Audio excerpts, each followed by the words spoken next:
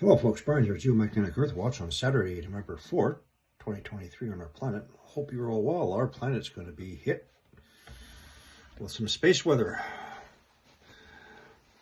Starting minorly right now and increasing starting tomorrow, Monday, and for the rest of the entire week. Let's get into it, shall we? So basically we have 3 or 4 events inbound to our planet, basically 3 separate ones. Currently we're under G1, minor geomagnetic storm conditions. What was my clue? Oh, my autistic daughter went ballistic. Oh, doors slamming. Oh, anyway. So we have multiple events incoming. There was a halo coronal mass ejection. We had a filament eruption with a dense CME. And we also, following that, we have a coronal hole opening, which releases the solar winds at accelerated speeds. Now, NOAA and NASA will have their own independent forecast models, which always differ. As these conditions get closer and closer to Earth, I'm sure they will be fine-tuned and maybe they'll come into agreement. So I'll give you what we have for right now.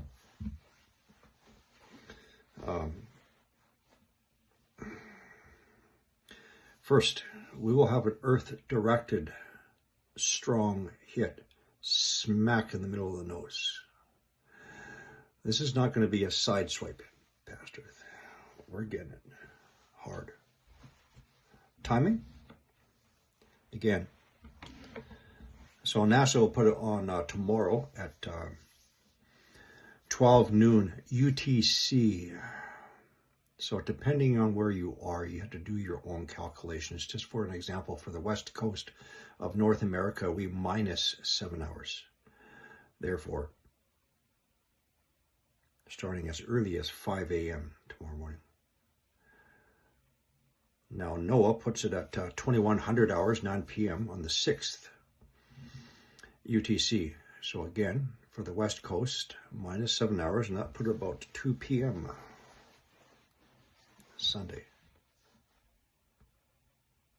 Monday, pardon me.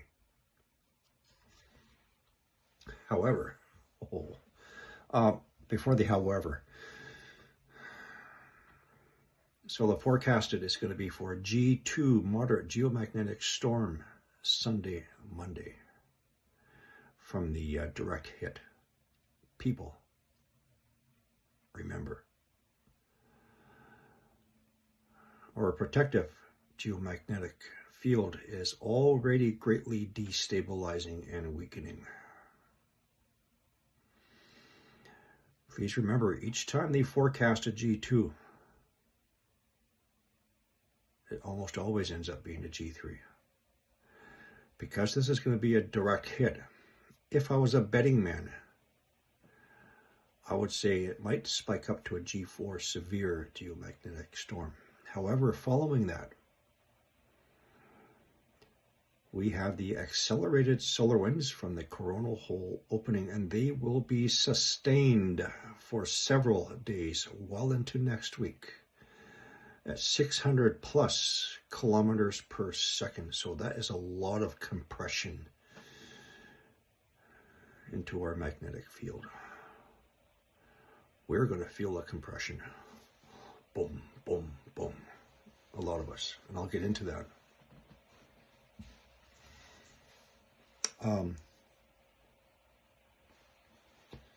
So again, please remember that our fields are already down, okay? We're weak. Right now we're at G1.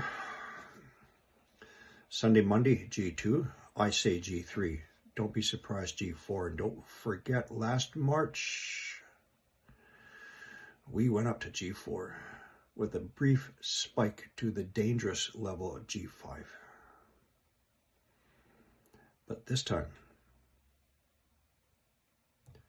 again, we have those accelerated solar winds that's going to be impacting us for a long duration until at least the 9th. So as I have done so many times, let's go through it again. The effects of the highly charged particles on the human brain and the rest of us, the other parts of our body, physiology. So neurologically, headaches, compression, temporal compression, compression in the back of the head, migraines, including those who are not predisposed to having migraines, periods of dizziness, vertigo, tinnitus, ringing in the ear, including those who have never had tinnitus before, and a feeling of unwell, neuropsychological, mood swings, irritable, agitated, behavioral changes,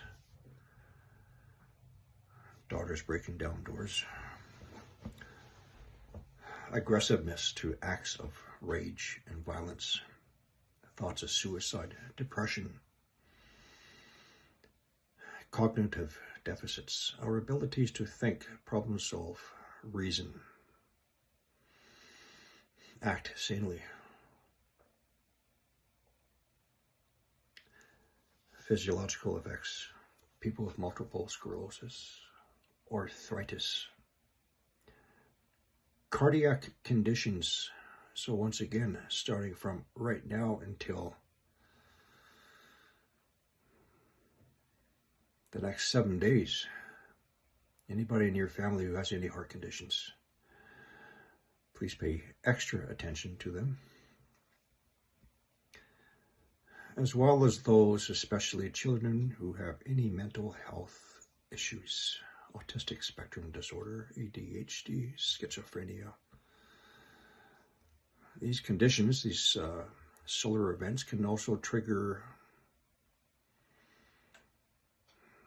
people into periods of psychosis, violent rage, extreme violent rage. You need to understand that that is the best tool you can have in your arsenal for protection, is understanding the effects of solar storms on the human brain, and especially those who already have mental health issues.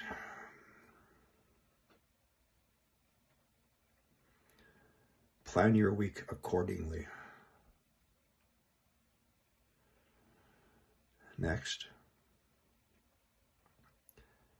So right now, we're just on minor conditions.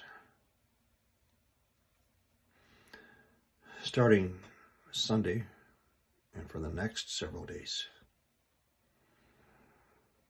Now the CME impact, the direct hit, is going to be, as I said, between Sunday and Monday.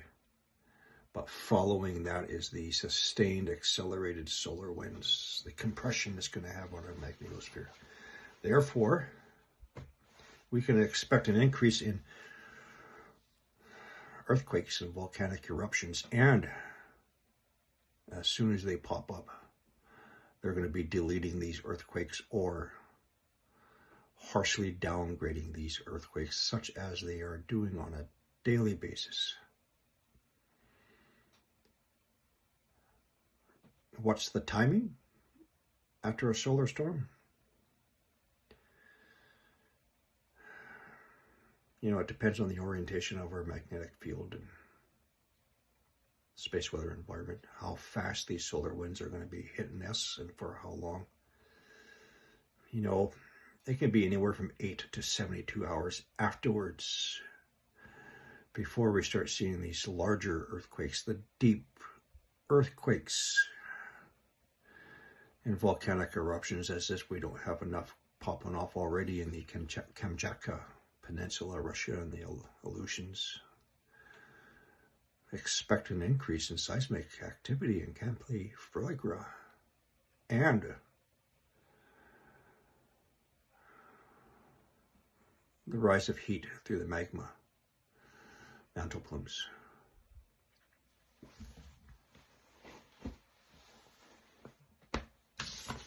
That's about it for my forecast. So I'll try to include a link to Dr. Tamitha Skov, the space weather lady. She's very good. She's exceptional. She's still alive right now.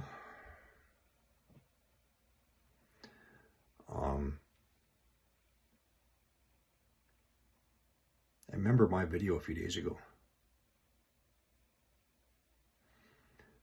The standard solar cycle is 11 months long. However, as history has recorded, a few have been as short as 9 years. Did I say 11 months? 11 years. Some have been as short as 9 years. I said, don't be surprised if our solar max is almost here, not 2025.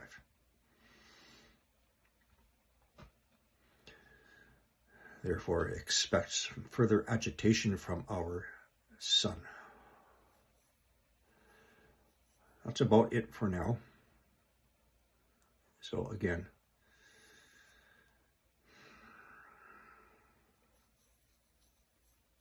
take care of your loved ones who are predisposed to these space weather conditions and events, especially your children. That's it for now.